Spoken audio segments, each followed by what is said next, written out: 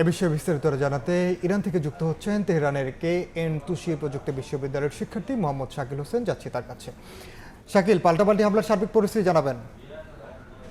আপনারা ইতিমধ্যে জানেন যে তেহরানে গত পরশুদিন রাত থেকে হামলা চালাচ্ছে অতর্কিতভাবে ইসরায়েল, যেখানে প্রায় ভোর রাতের শুরু থেকেই অর্ধরাতের পর থেকেই শুরু হয় এই অতর্কিত হামলা। প্রথম অবস্থায় ইরানের সামরিক যে ঘাঁটিগুলো ছিল এই গোলাতেই সেখানেই হামলা চালায়। পরে এই হামলাটা চলতে থাকে পুরো 2 দিন 2 রাত 1 দিন। আজকে দুপুর পর্যন্ত এই হামলা চলছে। এখানে তেহরানের বেশ কিছু আপনারা ইতিমধ্যে জানেন যে তেহরানের বেশ কিছু কমান্ডার সহ এবং কিছু বিজ্ঞানীদেরকে এই হামলায় হত্যা করছে। সেই সাথে আরও কিছু তেহরানের গুরুত্বপূর্ণ স্থাপনা, বিভিন্ন বিল্ডিংয়েও হামলা চালিয়েছে। এখন তেহরানের পরিবেশ মোটামুটি স্বাভাবিক।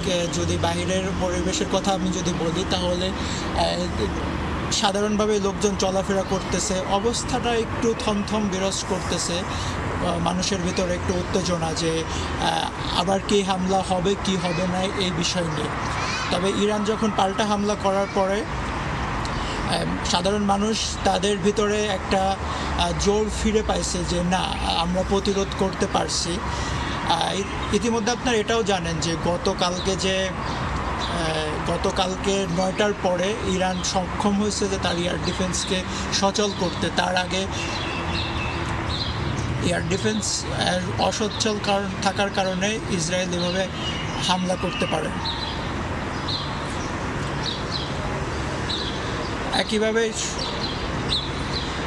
একইভাবে সাধারণভাবে রয়েছে এবং বাংলাদেশে যারা আছেন তারা ভালো অবস্থায় আছে, সবাই সেফ আছে এবং কোনো সমস্যা নেই। দূতাবাস থেকে সবসময় সবার সাথে যোগাযোগ করতেছে, সবার সাথে।